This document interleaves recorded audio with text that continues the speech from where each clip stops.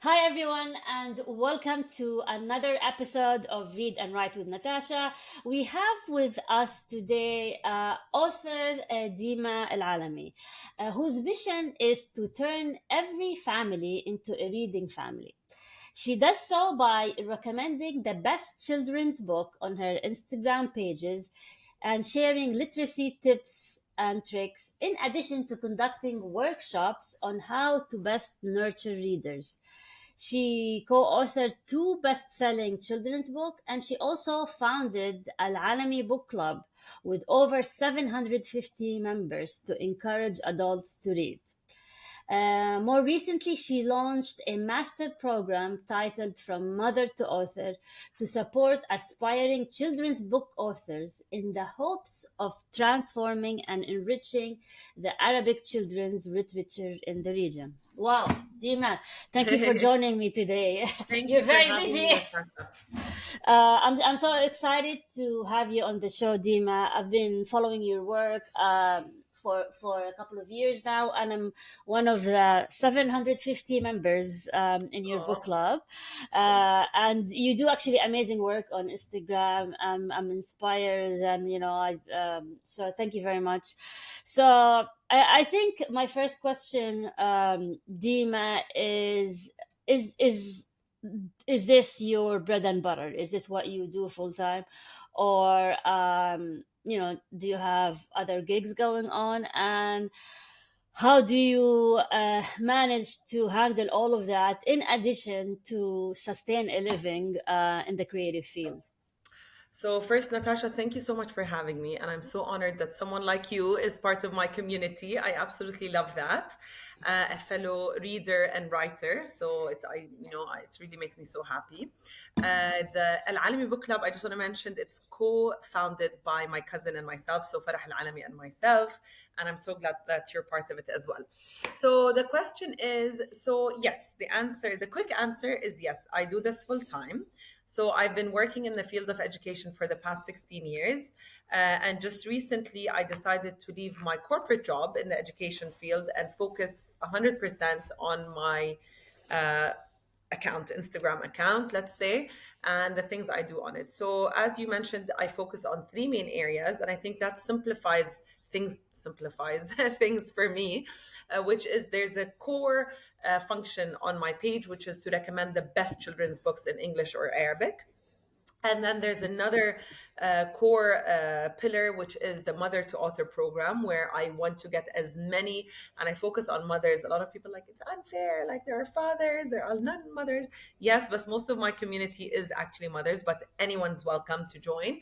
But I want to transform the Arabic literature or Arab authored literature. It doesn't have to be using the Arabic language. So I do that through the mother to author program. So that's a big Okay. pillar. And then I have the other pillar, which has different projects like Al Alami Book Club, where because we start, how did that start? It's because a lot of people come to me and they message, oh, Dima, my son is 6, he hates reading. My daughter is, I don't know, 11, she doesn't read. And the first thing I ask is, do you read in front of them? Or do you know Yeah. what it feels like to read for pleasure? And most of the time it's like, no, I don't have time, blah blah blah. So this is where Al Alami Book Club started. So I have like these projects like Al Alami Book Club. As part of that, I do behind the scenes a lot of consulting work for many publishing houses, Mm. edutainment, digital products that have anything to do with education, with Arabic. So I do a lot of things behind the scenes that obviously I don't post about. But most of all, like these are the things that I do. Is it financially sustainable? Definitely not as much as it was when I used to work in the corporate world. And every 28th of every month, I would get the message, ding, the salary Yeah. has been transferred. I'd be like, oh my God, this is worth the misery. Yeah. So no, it's definitely much more difficult. Luckily, I've worked super hard for 16 years, so I have a bit of savings, a cushion to like rely on, and I have an incredible husband who's also supportive. I'm not one person to say, "Oh, I don't care what my partner says. I'm doing this for me." No, you had to sit. So yeah, alhamdulillah, like I'm happy with where I'm at, and inshallah it will grow financially because that's something very important for me as well. This is very inspiring, Dima, because the fact that you're pursuing your own passion, you quit the 9 to 5 job, which is the same case with me, is something that needs courage. Yes. It needs a certain mindset, and I'm sure you faced some struggles and negativity from friends and loved ones saying you like, are you crazy, why are you doing this? And I was wondering if actually this was the case, and how did you handle it? And do you ever feel as a creative and a full-time author and educator that maybe no, I can't do this anymore, I have to go back to 9 to 5? So two very good questions. So let me answer the first part. So I want everyone who's listening to know that it wasn't an overnight decision. And oh, let me quit my reliable 9 to 5 job. I was super, super senior in one of the largest education companies in the world, if not the largest. And I was with them for 8 years. So it was very like I had my routine, I had my system, I had my, role. So it wasn't like, oh, I woke up one day and let me do this. So I had started my Instagram page 5 years ago. So it was like after 3 years of joining that company. And I was doing this on the side, but something inside of me was telling me, like, just do it, Dima. Just do it, do it, do it. You want to do this mother to author program. It's been something I've been thinking about for a long time. For a long time, I wanted to author books, but I authored the books while I was working. I was working overtime Mm, in the evening, so it was like I had two jobs. So yeah. when I decided, it took me a year and a half. Like I want to like manage everyone's expectations. Like it took me a year and a half, almost two, to actually quit and be like, they were putting all these temptations in front of me, and I would take them, and I would be like, Yeah. okay, fine, I'll work part time. Okay, I'll take the raise. uh, Oh, okay, yeah. it wasn't an easy decision. And for me, the person I cared the most about to agree with me was my husband. Like I'm like, we're a Okay. family unit. Like, although again, alhamdulillah, like he has his job, etc. But like for me, this was a family decision. Just like Yeah, if he exactly. decided to change his job, it's like we need to discuss it. So for me, as long as he agreed, and I felt like when my husband was like, okay, fine, go for it, I was ready to make that move. So that took me a long time. The next question is, do I think of going back? 100%. I'm not going to lie that, oh no, no. I don't shut doors. And for me, I always like to explore what's out there. That's number one. Number two, yes, when things get tough and I feel like, ugh, like, because I'm a freelancer technically, like I get different projects, I get different things. So if financially I'm feeling like, ugh, like it's not going as fast as I would like it to, or as productive, and I get an offer from a corporate entity, no, I give it what it deserves. Like I assess it, I see if this is what I want to do. So I'm not a person to say no 100% to the corporate job and the corporate world, especially, I'm not planning of having more kids, and I have two boys and the youngest is 3. So I feel like the older they get, the more independent they'll be, and they would need me less. I don't know if I'm imagining this, but that's how I feel. So yeah, the answer is yeah. Sometimes I play around with the idea. I'm not a person who says this is my decision and I stick to it. So yeah. Okay. Okay. So, all right. I want to ask a bit about the first, I want to ask about all your projects. I want to ask about the author to mother program. Um, so your clients, are they mostly from the Arab world, the Middle East region, or are they from, and do you run it in Arabic or English or both? How does it work? So the Mother to Author program is designed. Let me just start why it was designed. So basically, Okay. uh, I I'm an educator. I consider myself to be a reading advocate. I have two boys who I read with consistently and a lot. I have thousands of books at home. When I was a first grade teacher, what I loved the most was actually reading to children and seeing their reaction. And I'm obsessed with children's books. My favorite subject in university was children's literature. Like I just love it. Okay. So I decided before I launch a program like that, I want to first go through the experience to author books and see how it's like, Okay. what's the process. So I did that, alhamdulillah, with Mona Abu Daya successfully, a childhood friend. We wrote 2 books and it was great. And then I felt like, okay, I'm ready to launch this program. Why did I want to launch this program? Number one, I was sick and tired of hearing people complain about children's literature. either there isn't enough good Arabic quality children's books, or the books we're getting from the US or the UK are not aligned with our values, or I want a book about blah blah blah, but I can't find a book about it. Like, خلص, we can either sit and complain, or ban books, which I'm against, and all of that, or we say, you know what, let's take control and let's start producing and publishing high quality books, whether they're in Arabic or they're authored by an Arab person, regardless of your ethnicity. Let's take control of the situation. Now you Okay. have the option of self-publishing, the option of going through traditional publishing, the option of going through Amazon publishing. Like, the options are out there. So let's be proactive. And this is why I started the Mother to Author program, which is an 11 module master program. It's self paced. You join, and we discuss every single thing, from the idea to how to write the text, to how to select the right illustrator. Because even I believe, if you're going through traditional publishing, I think you need to understand how you select an illustrator. How does an illustrator best complement your book, etc. So we go through all of these modules, and by the end of it, you'll be able to make an effective decision, an efficient decision, an effective and an informed decision on how you want to get your book published. And I meet with you once every month, where we discuss your script, we see what's happening with you, as a group. Now, the answer is yes. Most of the people who join my programs live in the Arab region. So some of them are ethnically Arab, some of them are not. What you end up writing with which language, I don't care. You could write it in French, Spanish, Arabic, English, whatever. I try to give a lot of examples of Arabic children's books. So the content, or the language of instruction in terms of the master program, it's in English, but I also do give examples of Arabic children's books, high quality, because that applies to many other languages. It could also be French, it could be Spanish, where compared to English, there's minimal number of books, and there's like maybe the quality, or not necessarily the quality as in the printing quality, but the overall book, competing with, my child doesn't want to read the French book, he wants to read an English book, he doesn't want to read Spanish. So the language of instruction is in English, and I give a lot of examples of Arabic books with Arabic publishers, Arab illustrators. So goal number one is to transform the Arab children's literature out there. Do you run it in English or in Arabic? So I run it in English. I speak in English because that's easier for me, but I give examples of Arabic books as well. And is it live or is it self-paced or? It's self-paced. So we have Okay. 11 modules. They're self-paced, but every last Monday of every month, I meet with everyone who's in the program, and I coach different individuals on different questions so that everyone can benefit. So it's a mix of. Okay.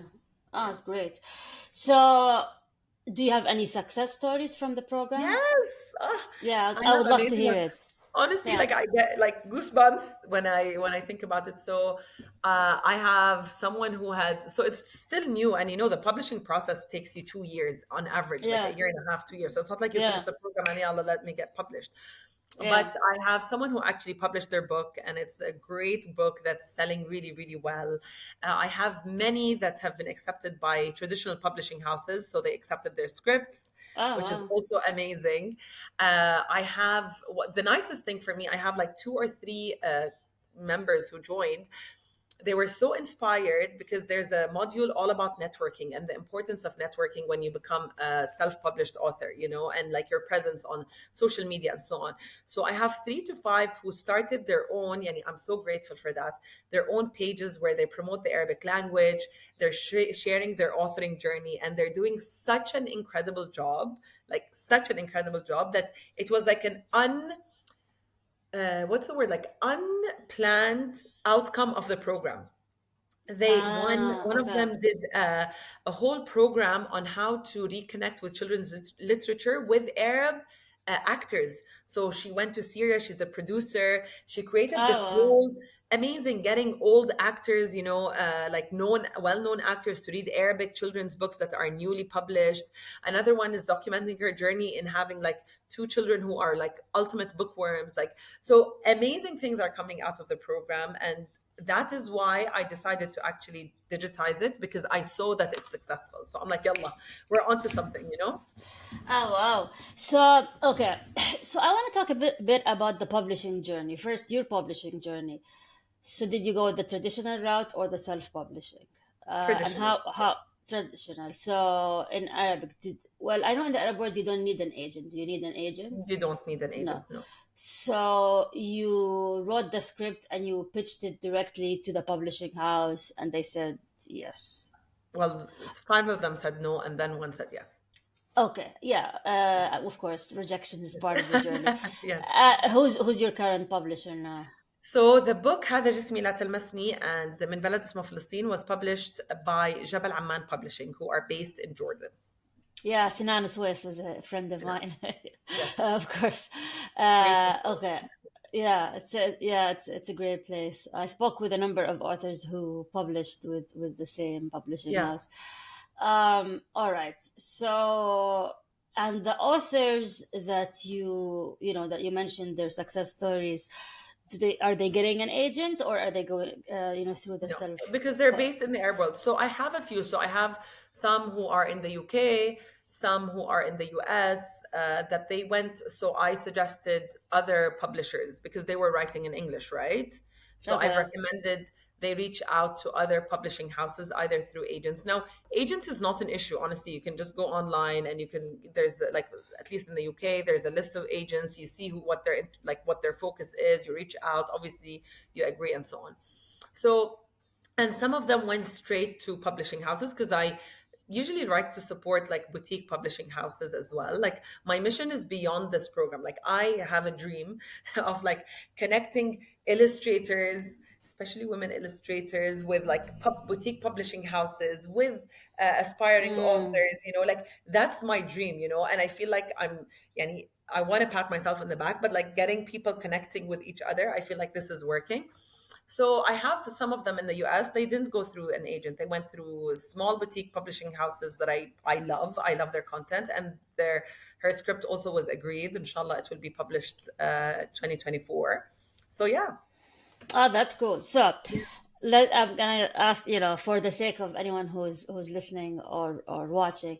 So here's an example. I already have a script. That's a true story for a children's book. I publish fiction for adults, but I have one.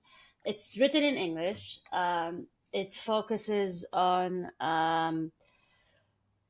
a girl who's a daughter of Arab parents, and but it's not from her point of view.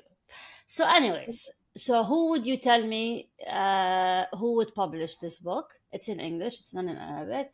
And if, just for the sake of example, would you tell me just go try to publish it in the US? It's in English, or no, try to go to publish it in the Middle East who would accept English book. What would be your advice? So my advice would be I can't give you advice now because I haven't read the script, right? But Yeah. my advice to you would be is your script, you need to research the publishers so much and not make my mistake. So when we first authored our book, هذا جسمي Al-Masni, I had no idea. We were just sending our script left, right, and center and getting a rejection after rejection after rejection. Now, when I learned and understood the publishing process, if I had researched the publishing houses that I was approaching, I would have probably not sent our script to four out of the five who rejected us, right? So I Mm, would say look at the target reader that you're writing for. Okay, what's the overall theme of your book? Start going into publishing houses, their websites, look at their books, buy their books. Is it aligned with what you are trying to publish? Do they? So I get people saying, "Oh my God, I wrote a script and it's been rejected." Da, da, da, da, da. And I'm like, for example, they wrote it in English. They're sending it to Arab publishing houses, and I'm like why? Like, did they ever publish in English? Like, never. So why are you disappointed that they rejected you? mm, mm, Or someone who's like wrote something that's nonfiction and they're going to publishing houses left, right, and center. I'm like, but these publishing houses, they publish for a different target group and target reader group, and they don't do nonfiction, for example. Like they have mm. one nonfiction. So what is it? So my starting point would be researching, because you need to find that alignment. Okay, that doesn't mean you will never get rejected, but the chances of you getting rejected is much lower.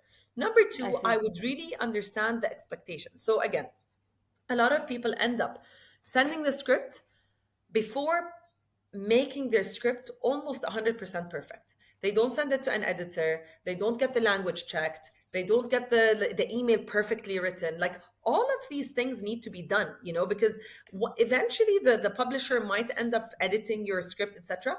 But the person who's making the judgment is the chief editor of this like someone's looking at it and giving it an assessment. So if you have typos, if the language is not perfect, if in Arabi tashkil ghalat, you might get rejected for these things.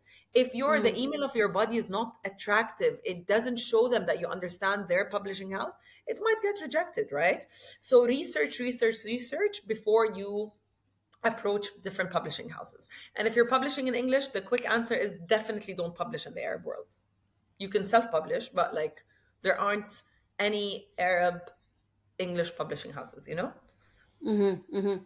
So, do you also edit their script?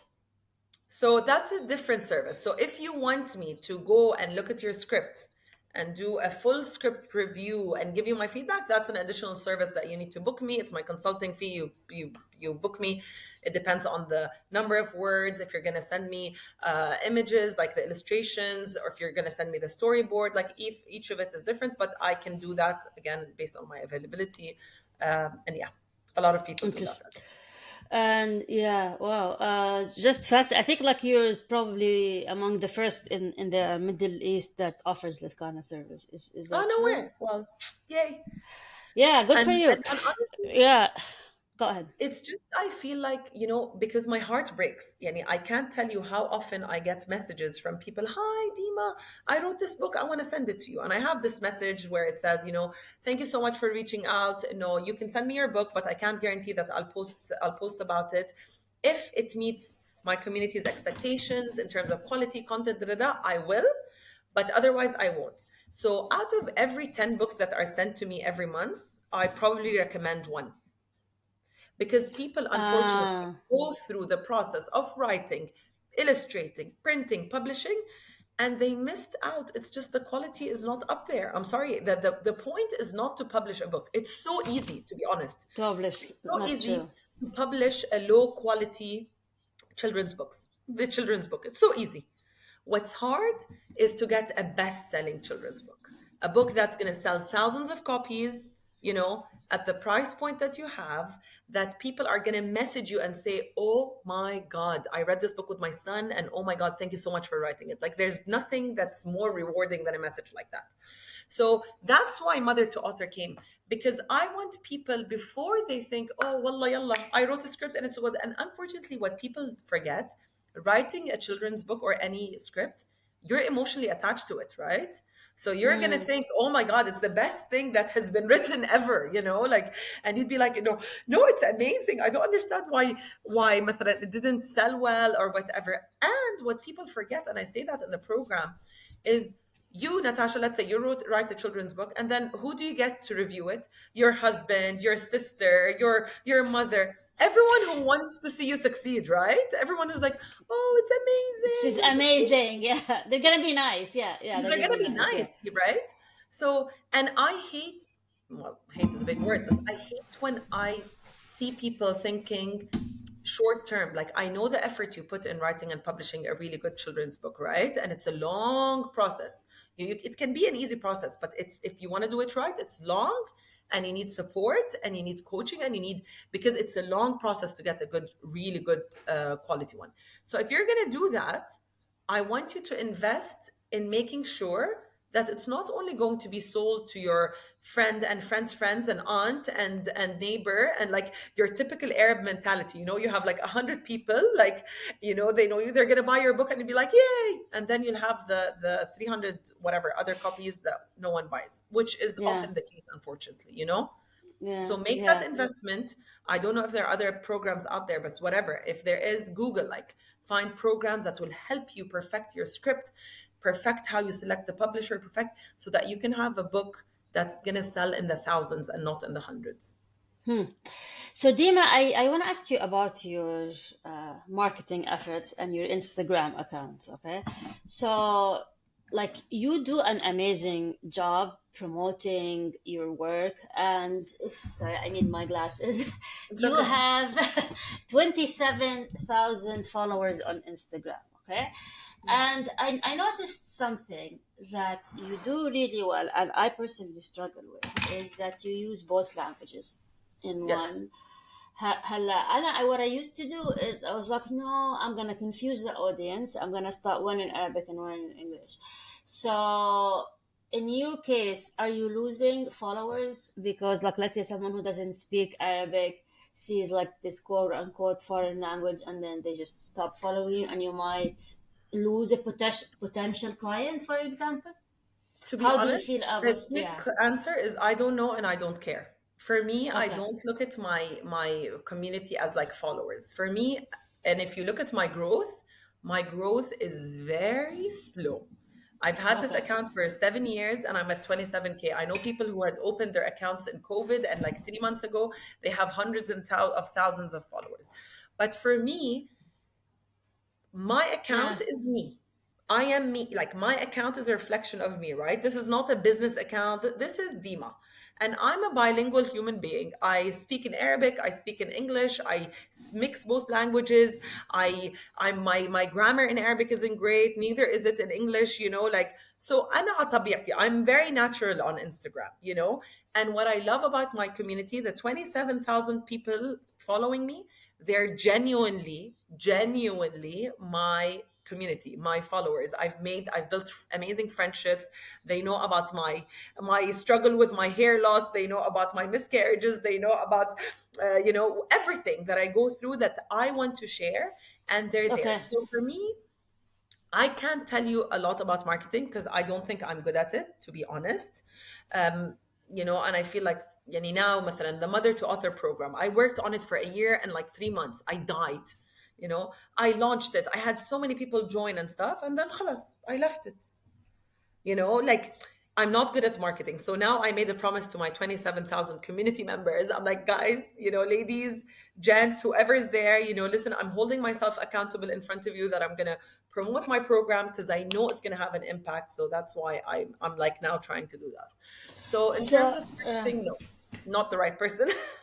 okay. So, I mean, the reason I also ask, because you have like nice production values. For example, your videos, they look professionally produced. Do you Because do they you are, out yes. yeah, do you outsource that? So What is your process like, that's, some of my So the first questions. 6 years of having my account, I was doing them like I would sit on my bed, I would read an amazing book with my son, I would sit on my bed and I would start recording it with my hand and stuff. Yeah. But some of my amazing community members who've been with me since the start, they started to message me and be like, I have a very open relationship with them. Like they tell me things respectfully. I'm totally open to feedback.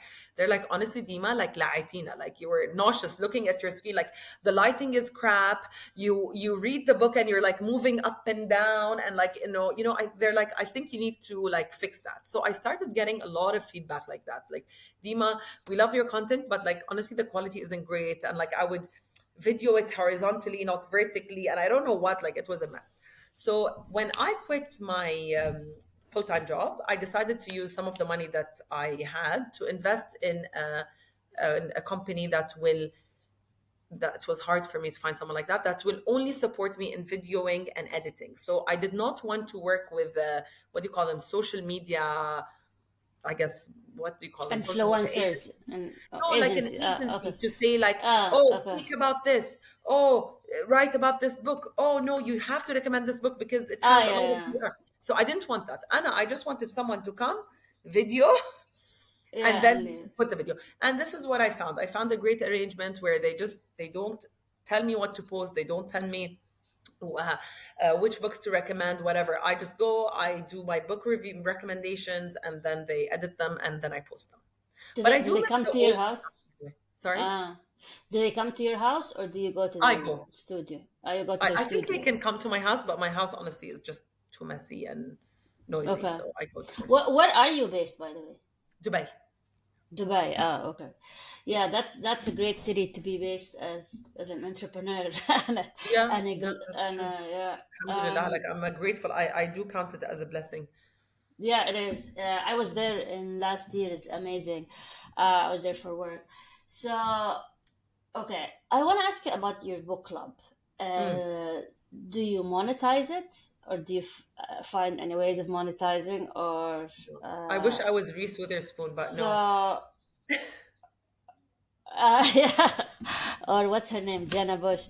Um, so, so the member, because it takes, It takes time and it takes it effort takes and time, effort, and so I was wondering if, or if just, but you also you can get customer or clients through the book club. It's another way to of be like honest, brand not building. really. Like I haven't, like I can't draw a straight line from like, oh, the book club to clients. But what I can, it fulfills me a lot. And I consider it as the CSR I'm doing for my community. I do a lot, which again, if my husband was here, would be like, you're an idiot, because in some ways I am. Because even the books I recommend, I still don't make money out of that. I haven't monetized in the right way. Like there are a lot of opportunities for me to monetize, and I just want to find the right way that works for me. So for me, the book club is just purely to encourage adults to reconnect with the pleasure of reading. And Farah and I agree on that. We've never tried to monetize it. It takes a lot of our time thinking of the questions, doing it, etc. But it also fulfills us. It's one of those projects that I have that sometimes I'm like, I hate it. But then I do the Zoom discussion where everyone's there. And then after that, I'm like so hyper. I'm like, oh my God, I love this book club. It's so nice. And I always, my husband's like, you're so weird. Because before that, I'd be like, I hate this book. Why did we choose this book? Why am I reading in this book club? So, but yeah, no, I haven't monetized it. I don't think at this point, like, I don't think we will. How many people join usually, roughly, So join the between Zoom 20, discussion? between 20 to 25, Okay, that's not bad. which I love. I love, Yeah, again, when it's more than 25, it's too much. Yeah. it's too much and not everyone gets a chance to speak. And alhamdulillah, we're like, okay with it. But we now know the feel and we know like the books and we know how many people are going to come and etc. So it's between 20 to 25, although my So ideal the number is 15. 15. So the books that you recommend, whether for the book club or on your Instagram account, based on what? So like I looked at it, and there's like a number of different choices. Like you could call them esoteric, right? So sometimes you would recommend, let's say, adult books. Sometimes you would recommend mystery. Sometimes you recommend fantasy. How do you, what's your criteria? So two things. In Al Alami Book Club, it's me and Farah, my cousin, who is the co-founder as well of Al Alami Book Club. We sit back and forth. We have completely different styles in books. She's more mystery. She loves these books, like the mystery part. I love historical fiction, Okay. historical biographies. I love them. So we're completely different. So it takes us forever to agree. She wants this. No, I don't want that. We fight, etc. But we find a balance, and that's what we read for the Al Almi Book Club. We try to mix a lot of genres as much as possible. We mix and match and we read them. Sometimes they're a flop, sometimes they're great. It depends on your style, I guess. So that's one. In terms of my page, the children's books, no, the children's books is basically based on what I'm reading with my children, what I'm getting a lot of questions about, like, hi Dima, do you have a book about blah blah blah? So if I get a lot of questions, I do my research, I buy 30 books about this subject, I start reading them, I select the best one, I post them.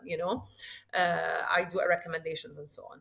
So it's completely different when it comes from the book club to versus what I do on my page for my personal children's books choices. Do you have a newsletter? No. Mm, To be honest, okay. it's because I don't read newsletters, so I'm not gonna force that upon my community. I understand the marketing benefits of it, Yeah. but I don't think I've ever read a newsletter. Sorry to Mm, anyone who thinks I'm subscribed and I'm reading it. okay. No, Okay. you know. So, what is your day to day like? You know, how do So you, my like, as an routine, entrepreneur? Yeah. What's your yeah. routine like? So I wake up usually, let's say, I don't know, early. My kids go to school. I do my exercise. I don't drop off my kids to school, but I do my exercise 8 to 9 a.m. And Okay. then 9 till 3, I'm working, meeting with clients. If I have to meet this publishing house, if I, whatever, Zoom calls, preparing for content, if I want to do a workshop. So it's very different. And then at 3, like my son comes back from nursery, I play a bit with him. I try not to have, like, now it's bedtime, so I'm like, husband, come to the rescue. But I try not to do anything after they come back home, because that's why I left the corporate world. I was working from 7:30 a.m. until 7 p.m., barely seeing my kids. So I really try to keep the afternoons free for them. But sometimes it doesn't work. So yeah, that's how it is, like, not, I can't tell you like, there are no 2 days that are exactly the same, which is what I love. It's different, but it requires a lot of discipline. So every day I'm up, I do my workouts 8 to 9, I start my day, because otherwise I procrastinate. So there is a routine. Do you work out at home or do you go to the gym? Both. I Mm. do yoga twice a week. My teacher comes to my house. I love her. We do that. And then I go to the gym twice a week, actually 3 times a week. And yeah, Good for you, because as an entrepreneur, you have to be fit to be able to think clearly, and that's absolutely. something I realized And for you me. have to Like have a routine. I think you one have of to the have the biggest routine. Yeah. challenges that caused me a lot of anxiety when I quit my job was just like, we don't have a team meeting. Like, I'm not meeting with Yeah. my team. Like, Yeah. it's Monday 9 a.m. What am I supposed to do? So, and Yeah. you can easily, like, I had a lot of anxiety this summer because it's the first summer where I wasn't working for like Mm. eight Yeah. weeks almost, and I just didn't know what to do with myself. I was having anxiety. Like, I'm like, oh my God, I need to be productive beyond my children, beyond my family. And it really didn't feel good for me. So I love routine. For me, I Yeah. thrive in routine. Yeah. So, what are you working on now? Like future So now my priority is mother to author program. Give it what it deserves, the love it deserves, the attention it deserves. Because really, I worked so hard on it, and I like when I see the success stories, I'm like, I want other people to experience that. And I can't transform the Arabic literature landscape on my own, Sarah. Like, let's be Mm. honest. So I need people Yeah. to support me. So that's one thing, working a lot on promoting it and marketing it and telling the world about it. That's number one. Number two, I'm writing a book, inshallah, so Um, it's yeah, what's the excited. book about? What's the book about? I still don't want to disclose because it's still in the Okay. early stages, Okay. but I want to possibly, I don't know, like, I'm playing with the idea of self-publishing, which Okay. maybe that. These are the two things. What Is it else? a children book or Children's books. adult? Yes, yes. Okay. Children. Okay. I don't think I have the patience to write for older um, age groups. So these are the two kind of big things that I want to work on at this point, to be honest. Yeah, I have other projects in the pipeline. But yeah, these are the two big ones. So, clients, they mostly find you through Instagram. Would you say that that is your biggest marketing channel? Yeah, it's a big one. Yes, that's for sure. Yeah. But I also, again, like, I've been working in the field of education for a long time now. I worked in Jordan, I worked in the UAE, I was appearing on media, like, I had media appearances and stuff. So some of it is like old people and word of mouth, and a lot of it is social media, actually. Trying to Mm. think. Yeah. Yeah. I would say both. And mostly from the region. Do you have people from outside of the region reaching I've out? had actually people from outside, but they are connected to the region. So they might have Okay. worked in the UAE, but now they're consultants from abroad, or they are actually Arab Americans who were born like second, third generation, and I so see. I have a mix. I have a I mix. see. Okay. So, any tips for anyone who wants to publish a children's book? What would you tell them? Number one, invest in learning about this process. Unfortunately, you can't Google, like, how do I publish a children's book? Like, it's not the same in every country. So educate Okay. yourself, invest, learn, the ins and outs. What's the successful people? What did they do? What's what does a best-selling children's book look like? And even that, you can't say what defines a best-selling children's book. Some people say it's the rating, some people say that's the number of copies. But for you, what does that mean? So I would Mm. say number one, invest in, again, signing up in a program or going whatever, speaking to the right people. That's number one. Number two, you can't be a good children's book author if you're not a good children's book reader. That's, I Read always it. say this, Yeah. So Yeah. read. And number three, don't rush it. Don't rush Yeah. it. Don't please, just don't save the market from another low quality, fast produced children's books. That's not what's needed, to be honest. What's needed is high quality children's books, and you owe it to your reader to give them that. Mm. Hmm. So these are my Yeah, that's well. This is great. Any final thoughts? Where can people find you and find your books? Your Instagram account, or if you can Yes, tell us my where we can Instagram find you. account. So my Instagram account is at Deema underscore AL underscore Alami, and you can find me there. I have different accounts, like all the books is strictly for books. If you don't want to hear my personal stuff, I have the mother to author account that's focused on this program. So, but you can connect there. I would love to have you as part of the community. And yeah, thank you so much, Natasha, for having me. Of course, thank you for this wonderful, inspiring conversation, and for anyone who's listening or watching, thank you for joining us. And until we meet again.